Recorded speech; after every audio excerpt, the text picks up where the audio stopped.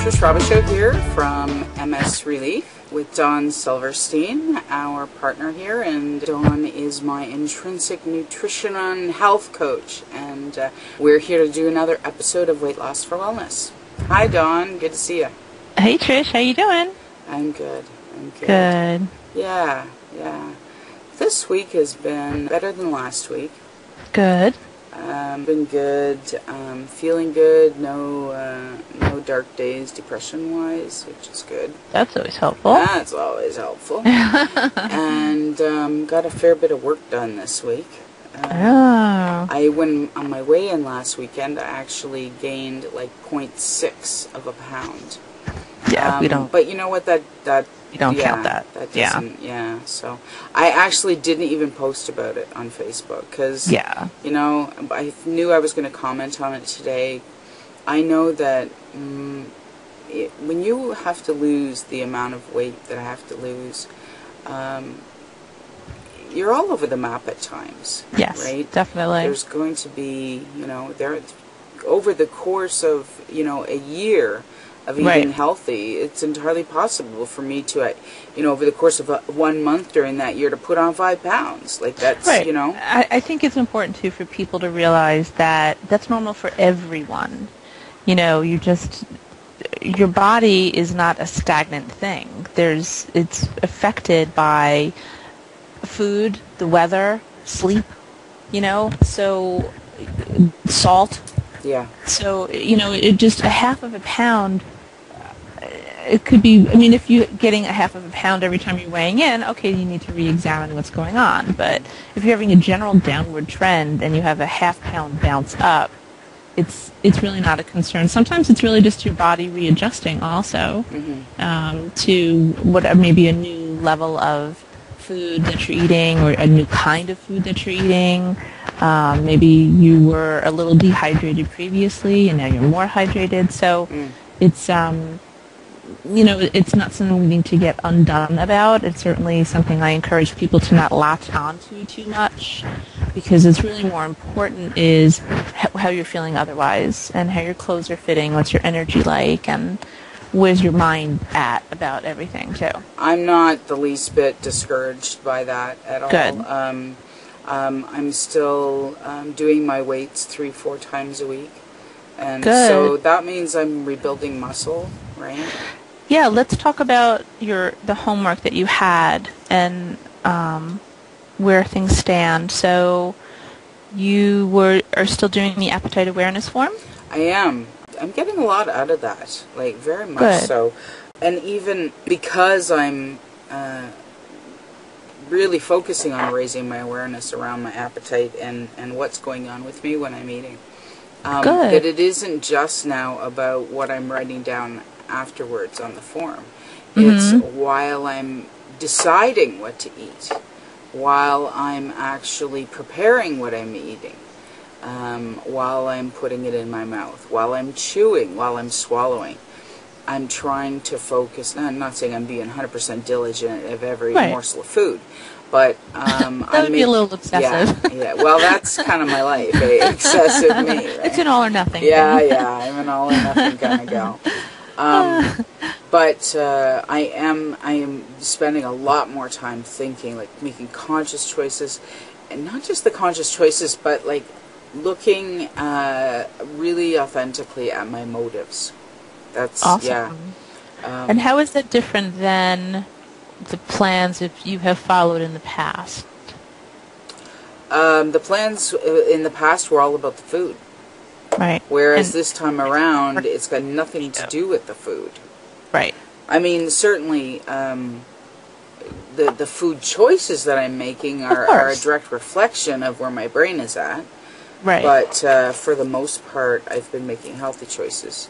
I mean, yesterday I made the mistake of buying when there's a clearance rack at the bakery, I'm in trouble. I'm in trouble. Yeah. And I did pick up a couple of things. And but why even did that? Who is that for? When I buy it, I'm buying some for my husband. I'm buying some for my daughter and her husband. And, of course, there's going to be some there for me. I'm on my mind, too, definitely. Okay. Is that something that you would be willing to make different and allow the other family members to go check out the clearance rack rather than you? They wouldn't even bother. Then why are you? Right. Then ultimately it's for me then. Yeah. Right. While I was actually eating today what I bought on the clearance rack yesterday. And I was thinking of Dawn the whole time, you know, and thinking, damn, I should have went to the grocery store tomorrow. I could have had a week of not having to worry about this. Exactly. So, but seriously, I mean, even when I'm making the wrong choice, I'm trying to, like, utilize, like, leverage that experience, you know? So, you know, there was, the last time we talked about this, I had shared that I felt like and funnily enough, what I was eating last time that my son-in-law brought was pretty well the same thing that I was munching on yesterday. Like, it's a pastry, Yeah. Huge saturated fats, right? Right. Anyways. It's just sugar. And just sugar, absolutely. Yeah. Anyways, as I'm eating it, I'm thinking, all right, last time around, the distraction was the issue. Well, I don't really have anything to distract about, so tell me, why am I doing this time around? Right. Yeah, that and what did you come up with? You know what? It felt like it tasted good. It felt like a habit. Okay. It felt like it was a mindless. Did you feel like you were having to satisfy a craving? Maybe a sugar fix, but not. Was there also maybe like a mouthfeel craving that was going on? Definitely. That's one of the things I really enjoy about pastry, because they're very chewy, but they're very satisfying, and they almost melt in your mouth at the same time. Right. Yeah. So, you know, we don't always eat because we're upset or bored or lonely. Sometimes we're actually craving the physical sensation of that particular food. So, because you are being more aware and you are checking in with yourself, are you finding that you're eating a different quantity of that, or that you are at least enjoying it more? I'm definitely enjoying it more. In terms of the package of pastries I brought home, I wouldn't say that I modified my volume that I ate, because I ate the package. Right. The rest of the, you know, the last few weeks, right up until yesterday, right? So I don't even know what's going on with me eating pastry today before our coaching session. Here, we're going to get to that but, in a minute. Yeah. But I've been really surprising myself. There's this one meal that I like that I make. It's mostly cottage cheese, and it has light, low-fat Cool Whip in it, and it has sugar-free Jell-O in it, and it has fruit cocktail packed in water. And mix all of that together, and then into serving-size bowls in the fridge. And so it's very creamy. It's very creamy. It's kind of sweet, but not over-sweet. Right, because of the cottage cheese. And it has protein in it. There's protein. Because of the cottage cheese. So it can be a dessert, but it can also be a snack, or it could even be my lunch, you know? Yeah. Anyways, I made a batch of that on the weekend, and usually within a couple of days, it's gone. But it's not. In fact, last night I had pulled out, and this was the second, it made 6 containers, okay? 6, you know, like cup size, right? Portions, probably double portions, actually. Because it's probably a cup in there as opposed to a half a cup, right? But as I said, normally I could eat them all in like 2 days. But twice now I've had one, and I was only able to eat half of it. I was able to put the lid back on and stick it back in the fridge. Why? I was full. I was satisfied. I had And how did you know that? a feeling in my stomach. And I think there's a mental thing as well. Because if I'm eating something, I don't know. I don't know how to explain that. Definitely in my stomach, I'm noticing the feeling of, I've had enough. Is that new? Yes. That's Yes. Because in the past, I've, eaten well beyond that right. satiated feeling, right? I didn't even Right. stop to think about what my stomach was feeling until I was like, oh, yeah. Then it burst. that feeling that most of us have on Thanksgiving, or Yes, Christmas exactly. dinner day, Loosen the belt buckle Exactly. feeling, yes. So since you were aware and content with the half of the portion, do you find that is spilling over into other meals, being content sooner than you had anticipated? Absolutely. For the last couple of weeks, at least 3 or 4 times a week, I'm passing Ernest my leftover dinner. I can't eat it all. Great. How does that feel? It really feels awesome, actually. Yeah. I don't feel like the food is controlling me. Although Except for the pastries. The pastries. Yeah. But they were cherry with cream cheese. They were so good. So there is the delicious factor. That's like a wild card, man. Well, but there's no judgment as far as I'm concerned attached to the food. The food is the food. If the food tastes good, the food tastes good. It's the why do you want the food? And is it because it tastes good? That's fine. But how many of those pastries is it going to take to satisfy you? Because taste is your sensations have been. There's no judgment attached to food, as far as I'm concerned. Food is not good or bad. It is. There are choices. Depends what you're looking for at the moment. The delicious food should be eaten and enjoyed. But the difference is how much of that delicious food do you need to be satisfied? Because sensory-wise, after 2 or 3 bites, do you think you're really still tasting it? No, because you know what, even now that you mention that, for example, the package of pastries they bought, there was these little round rolls, okay, they were a couple inches long, and I think there was probably 10 of them in the package. And I think the first 2 were really, really good. But then it's the addictive thinking that they were good, you want more kind of deal. But I think towards the end I was, when there was like 3 left, it was like, oh, why bother leaving 3? They're small, right?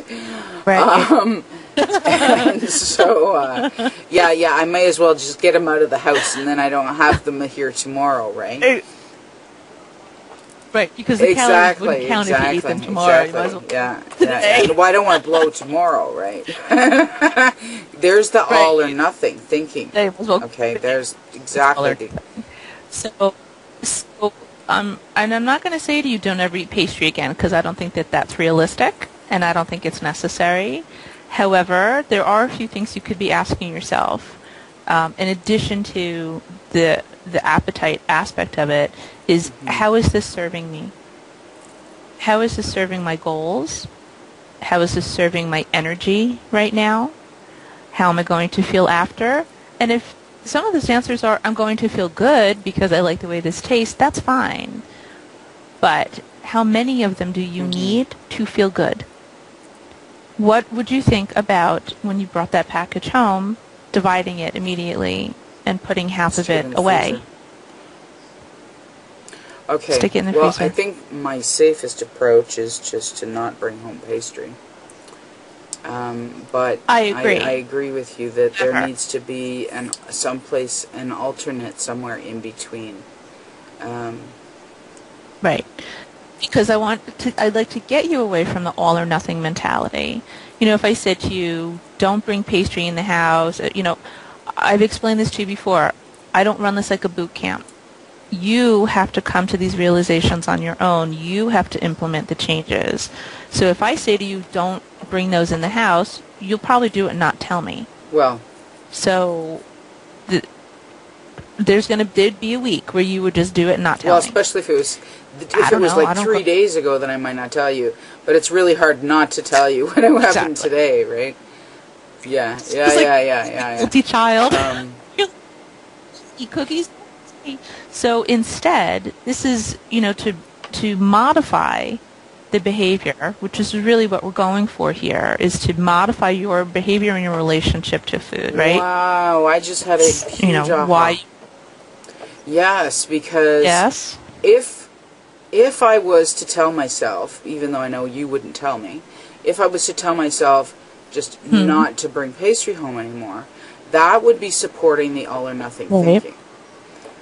But if I say, you know what if one of my homework assignments is to actually go and buy a package of pastry and to come home and get out the Ziploc baggies and separate them and put them in the freezer. So that even though I might be like, you know, faking it in terms of wanting more pastry, or wallowing in my guilt, so to speak, that might be an action item that would kind of cement the whole moving away from the all or nothing. Right. Because the all or nothing is not serving you. You've tried that before. Over and over again. It's not serving you. So instead, we want to modify your behavior. You want to modify your relationship with the food. So I do think that this is a great exercise for you. If there are 10 pieces in that package, I would say you're going to divide them into 5 segments, 5 bags. So when you really want them, when you take it out, you get 2. But when you get the 2, you are going to sit down and eat them slowly.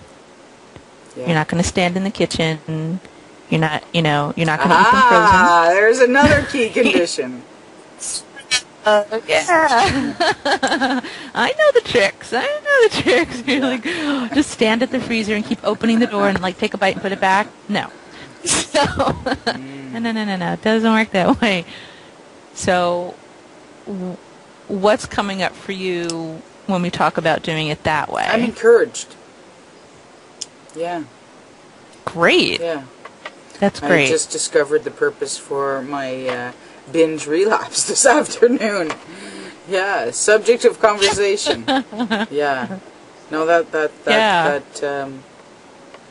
good. There shouldn't. And what's the fear? What was the fear about today that you felt like you had to binge on the pastry? I think I need to do some more thinking about that. Like why today? I don't know. Still believe that I'm going to be taking things away from you? No, that's the most remarkable thing, and that I keep sharing with people. Like that's your signature line, you know, that really speaks to your nutritional coaching program for people who have disordered eating. And I like how you call that, by the way. But I do believe that I have an eating disorder. I think if your disordered eating takes you to a place of gross obesity and compromised health, then you have an eating disorder.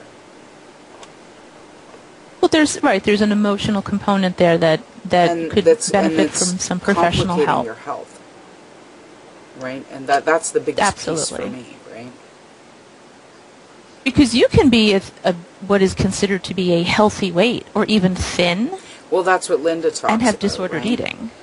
You just have disordered eating in that you don't really truly know how to feed yourself, and there's just very skip breakfast, random. Don't bother with lunch, coffee for lunch. Yeah, exactly. Exactly.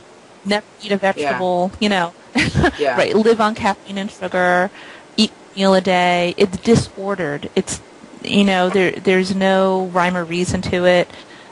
I think many of us eat that way. And it's something we're going to talk about actually at the this webinar coming up on the mindful eating, because that's the antidote to the disordered eating. And it's a practice. It takes time, but it ties in with what we're doing with you with the appetite awareness worksheets, because you need to be present and you need to be cognizant and you need to not be a victim of food. Babies, here's the most amazing thing to me. Babies stop eating when they're full. Right? You can't force nurse a baby, you can't force bottle feed a baby initially. They will learn the behavior to overeat if they are soothed emotionally with food. Yeah. There you go. There's your emotional connection to food soothes. But babies have an innate sense of when to stop eating, and we lose it because of the environment and our society and advertising and so forth. It's there. You can turn it back on. And you're already doing that. The fact that you're pushing food away because you know that you're done, you've done it. You've turned the internal signal back on. That is reason for celebration. Awesome. It really is. I mean, when's the last time you felt that? It's new.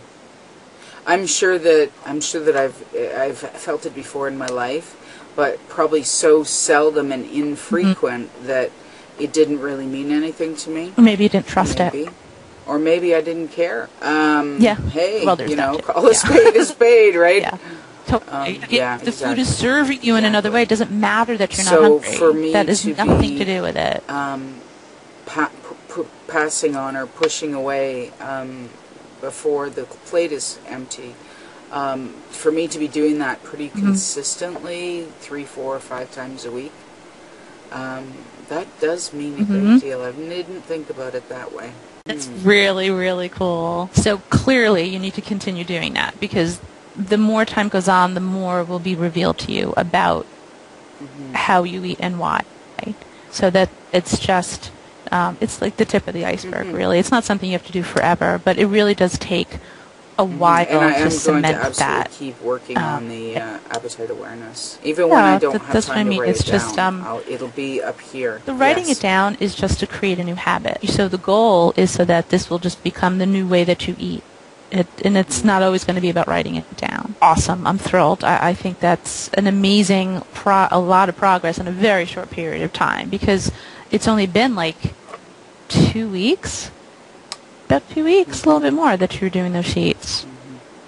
So I did good for something you. else That's awesome. this week that you want to know about. I walked to the end of the driveway and back. Yeah. Okay. That's my next question. Because you're making it 5 minutes a day. Here's the good news.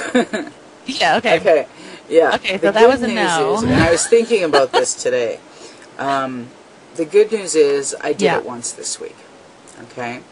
It was really, and it was very enlightening. It was actually a little uncomfortable. And not to walk in to the end of the terms driveway?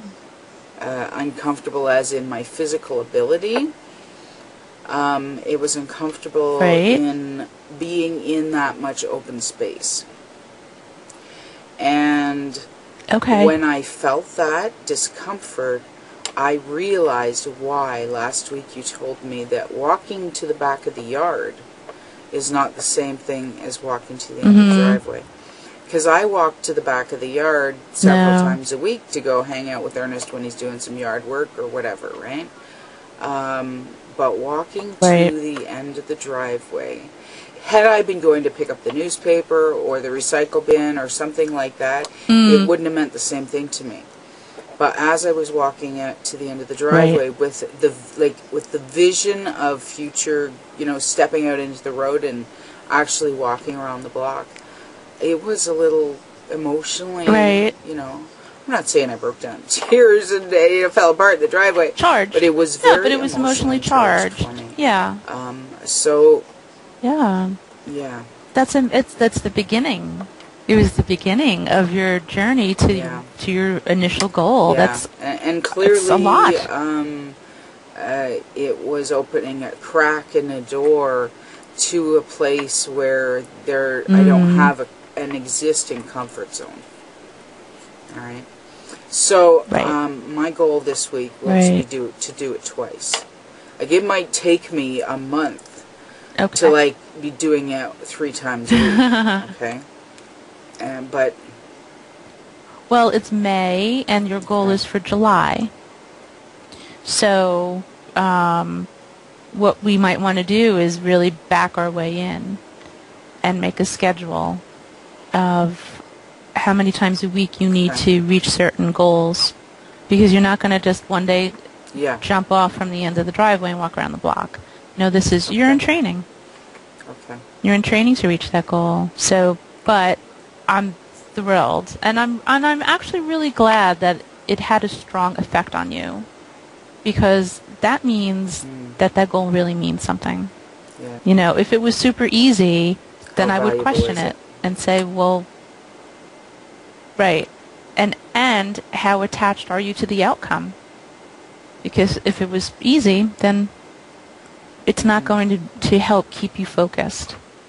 You know, this is what you've chosen as your 3-month goal is difficult. Yeah, I mean, it's clear to me as a coach, the challenges that take us outside of our comfort zone are always the ones that are that provide the most reward for having stood up to that challenge. Right. Yeah. Because this is stretching you. You know, you have people around you that support you, and I'm here to support you in your efforts, but I'm also here to stretch you and to push you into the areas that are uncomfortable so that you can progress and succeed and reach a new level. Awesome. So it's all tied together. All of this, like the food choices, that all of this is tied together. And I know it may not seem that way on a daily basis, but it really is. I really love your holistic approach. Thanks. It feels nurturing, positively charged versus negatively charged, which is very much how diets feel to me, right? To me, that's a 4-letter word. Yeah. Right. Absolutely. This is not about a diet. We have spoken very little about the food in the last few weeks, right? Right. Yeah. Yeah, the first time we've talked about food was about the banana cake and the pastry, and the why, and not the you know, did you eat grilled chicken and have some spinach today? I mean, you know that part. You've been down that road, and that's not what we're talking about. We will at some point, but I think that there's other things in the way, and the other things that are in the way need to be cleared before we can really get into the details of, you know, the specific food that's right for you. This is still about creating an environment for success. That's what these exercises are for. This is what this awareness is about. Because no matter what you decide to eat in the future, you have to make those decisions. It stops being about an external voice. It has to be an internal voice. Cool. So that's what we're working on. All right. All right. Thank you so much. Well, good job. That concludes another episode of Weight Loss for Wellness. Thanks for joining us, and see you next week. See you next week.